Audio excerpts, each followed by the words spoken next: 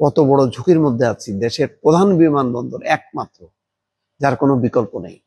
এইসব প্রেক্ষিতে যদি হুঁশ না হয় তাহলে আমাদেরকে আরো সাফার করতে হবে, এইটুকু বলা যায়। দর্শক, টার্গেট করে করে সম্ভবত আগুন লাগানো হচ্ছে। বিসমিল্লাহির রহমানির রহিম। আসসালামু আলাইকুম রহমতুল্লাহি ওবারাকাতুহু। সম্মানিত দর্শক শ্রোতা, কেমন আছেন সবাই? আমি আশা করব সবাই অনেক অনেক ভালো আছেন। সবাইকে শুভেচ্ছা এবং স্বাগতম জানাচ্ছি আমাদের নতুন একটি ভিডিওতে। দর্শক, আজকের ভিডিওটি খুবই গুরুত্বপূর্ণ এবং চাঞ্চল্যকর অনেকগুলো তথ্য রয়েছে আজকের এই ভিডিওর মধ্যে। তাই অনুরোধ করব যে না টেনে শুরু থেকে শেষ পর্যন্ত আজকের এই ভিডিওটি দেখবেন এবং আপনার মূল্যবান একটি মন্তব্য আমাদের কমেন্টস বক্সের ঘরে লিখে জানাবেন। আমরা শুরুতে ভিডিওর কিছু আংশিক অংশবিশেষ আপনাদেরকে দেখিয়েছি। সম্পূর্ণ বিস্তারিত ভিডিওটি কিছুক্ষণের মধ্যে আপনাদেরকে দেখাবো। তার আগে আপনাদের কাছে বলতে চাই, আপনি যদি চ্যানেলে নতুন হন দয়া করে চ্যানেলটি সাবস্ক্রাইব করবেন এবং পাশে থাকা বেল আইকনটি বাজিয়ে রাখবেন। তাহলে লেটেস্ট আপডেট ভিডিওগুলো সবার আগে আপনি নোটিফিকেশন পেয়ে যাবেন। আর আপনি যদি অলরেডি সাবস্ক্রাইব করে ফেলেন, আপনাকে অসংখ্য অসংখ্য ধন্যবাদ জানাই। তো চলুন কথা না বাড়িয়ে বিস্তারিত ভিডিও দেখে নিই, তারপর ভিডিওর শেষে আলাপ আলোচনা করব। সম্পূর্ণ ভিডিও জুড়ে সঙ্গে থাকার চেষ্টা করুন।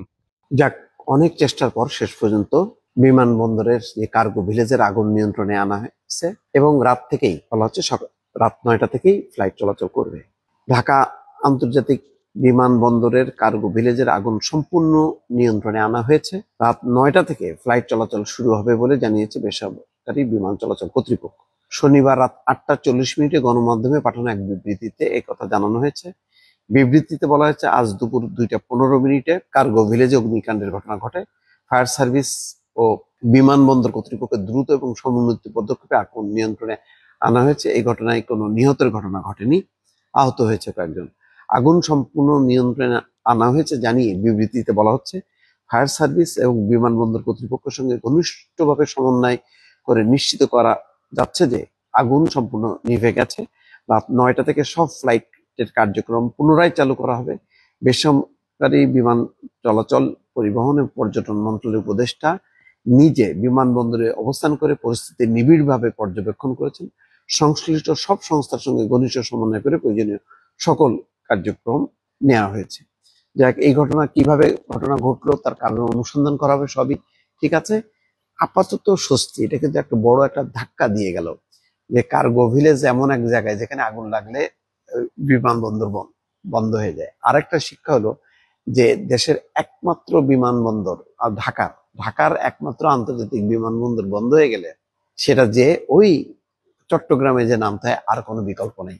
অথচ দেখেন, তেজগাঁয় আমাদের একটা আন্তর্জাতিক বিমানবন্দর ছিল, পরে এটা বিমান বাহিনী নিয়ন্ত্রণে নিল। তারপরে আমি জানি না এখন আর সেখানে বিমান বাহিনীর ওই ছোটখাটো কিছু ফ্লাইট ছাড়া আর অপারেশন হয় কিনা। অথচ এটা আমাদের একটা বিকল্প, আমাদের রানওয়ে ছিল যেখানে নামতে পারতো জরুরি ল্যান্ডিং। আমরা সেই ল্যান্ডিংটাও কিন্তু রাখি নাই। খেয়াল করেন, আমরা পুরনো বিমানবন্দরটা পরিত্যক্ত করে ফেললাম, অথচ এটা থাকতে পারতো একটা বিকল্প, সেই বিকল্পটা আমরা রাখি নাই। কত বড় ঝুঁকির মধ্যে আছি। দেশের প্রধান বিমানবন্দর একমাত্র, যার কোনো বিকল্প নেই। একটা যদি কোনো যান্ত্রিক ত্রুটি হলে যদি দ্রুত বেগে আশেপাশে কোনো বিমানবন্দরে নামতে চায়, কোনো ফ্লাইট নাই।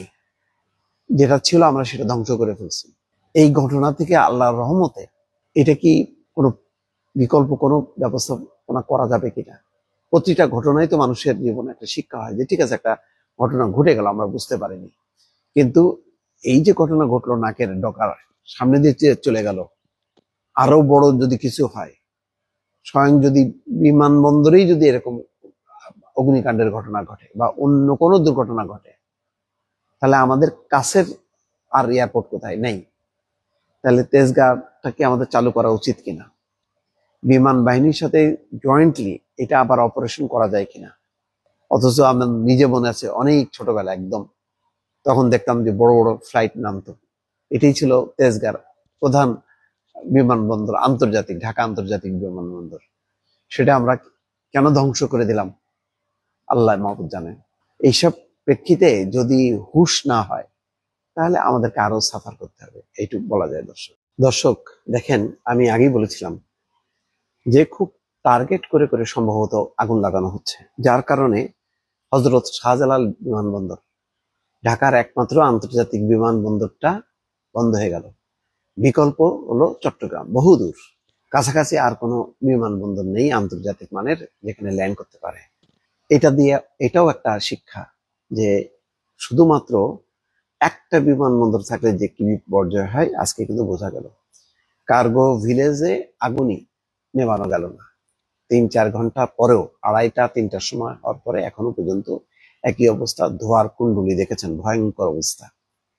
এই অবস্থায় কোনো আন্তর্জাতিক ফ্লাইট ওঠানামা করবে না, বরং এই ঘটনায় ভিন্ন কোনো প্রতিক্রিয়া হয় কিনা, আরো আন্তর্জাতিক ফ্লাইট এমনিতে অনেক কমে গেছে, আরো কমে যায় কিনা সেই সিদ্ধান্ত হয় কিনা, যে কোনো নিরাপত্তা নেই। কার্গো ভিলেজের এই এত কাছাকাছি কার্গো ভিলেজটা কেন, সেটা একটা প্রশ্ন। সেই ভিলেজের আগুনের কারণে ধোঁয়ায় একটা মেইন বন্ধ হয়ে যাবে, যার কোনো বিকল্প অপশন নাই। এইগুলি খুবই প্রাচীন এবং পুরনো আমলের ধারণা। এটা জানি না এটার আপনার ক্ষয় বা এর প্রতিক্রিয়া কিভাবে গভর্নমেন্ট সামাল দেবে। এখন বলা হচ্ছে যে সব ধরনের উড়োজাহাজ ওঠানামা বন্ধ হয়ে গেছে। শনিবার বেলা 2:30টার দিকে বিমানবন্দরের কার্গো ভিলেজে আগুন লাগে। খবর পেয়েই ফায়ার সার্ভিসে বেশ কয়েকটা ইউনিট রওনা দেয়, প্রচুর ইউনিট। দমকলের আর কোনো মনে হয় গাড়ি বাকি নেই, তারপরও নেভানো যাচ্ছে না। বিমানবন্দরের নির্বাহী পরিচালকের মুখপাত্র মোহাম্মদ মাসুদুল হাসান মাসুদ জানিয়েছেন, কার্গো ভিলেজে আগুন লাগার পর উড়োজাহাজ ওঠানামা সাময়িক স্থগিত রাখা হয়েছে। সেই সাময়িকটা কতক্ষণ কোনো ইয়ে নেই। সন্ধ্যা 6টার সময়ও আগুন জ্বলছিল।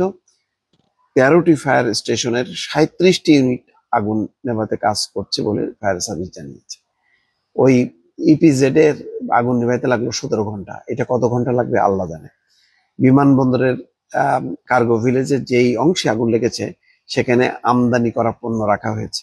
আগুন লাগার 3 ঘন্টার পরও কার্গো ভিলেজ কমপ্লেক্স থেকে প্রচুর ধোঁয়া উঠতে দেখা যায়। সেখানে উৎসুক জনতার ভিড় লাগায় বিমান বাহিনীর পক্ষ থেকে মাইকিং করে সবাইকে সরিয়ে দেওয়া হচ্ছে। আগুন নিয়ন্ত্রণে ফায়ার সার্ভিসের সঙ্গে সেনাবাহিনী, বিমান বাহিনীর 2টি ফায়ার ইউনিটও কাজ করছে বলে জানিয়েছে আন্তঃবাহিনী জনসংযোগ পরিদপ্তর। যোগ দিয়েছেন নৌবাহিনীর 2 প্লাটুন, বিজিপিও আছে। শাহজালাল বিমানবন্দরের পোস্ট অফিস ও হ্যাঙ্গারের মাঝখানে অবস্থা হচ্ছে কার্গো ভিলেজে। এখন জানি না এটার শেষ পর্যন্ত রেমিডিটা কি হবে, কত উচ্চ মূল্যে এটা শেষ করতে হয়। কারণ ধারাবাহিকভাবে লাগছে। সেই মিরপুর থেকে চলে গেল ইপিজেড চট্টগ্রাম, আবার ঘুরে চলে আসলো ঢাকার কার্গো ভিলেজে। অবস্থাটা কিন্তু খুবই অশনি সংকেত, এটা বলা যায়। এইরকম একটা বিমানবন্দর অচল হয়ে যাবে, একটা কার্গো ভিলেজের এমন একটা এবং কোনো জায়গায় আগুন ধরলে আর আগুন নেভানো যায় না, এ কি অবস্থা। দর্শক নিশ্চয়ই দেখেছেন। আমি মনে করি আপনার কাছে অনেক বেশি পরিমাণে ভালো লেগেছে। যদি ভালো লেগে থাকে ভিডিওতে একটি লাইক দিবেন, শেয়ার করে অন্যকে দেখার সুযোগ করে দিবেন এবং চ্যানেলে নতুন হলে চ্যানেলটি সাবস্ক্রাইব করার জন্য পাশে থাকা বেল আইকনটি বাজিয়ে রাখবেন। তাহলে লেটেস্ট আপডেট ভিডিওগুলো আপনি সবার আগে পেয়ে যাবেন। আপনি যদি অলরেডি সাবস্ক্রাইব করে ফেলেন, আপনাকে অসংখ্য ধন্যবাদ জানাই। আমরা এরকম লেটেস্ট আপডেট ভিডিওগুলো সবার আগে বা সব সময় সবার আগে আপনাদের মাঝে শেয়ার করে থাকি। তাই আপনি চ্যানেলটি সাবস্ক্রাইব করে পাশে থাকা বেল আইকনটি বাজিয়ে রাখুন। ধন্যবাদ সবাইকে, ভালো থাকবেন, সুস্থ থাকবেন। ইনশাআল্লাহ পরবর্তী ভিডিওতে আবার আপনাদের সঙ্গে দেখা হবে। সে পর্যন্ত আপনাদের সবার সর্বাঙ্গীন মঙ্গল কামনা করছি এবং বিদায় নিচ্ছি। আসসালামু আলাইকুম।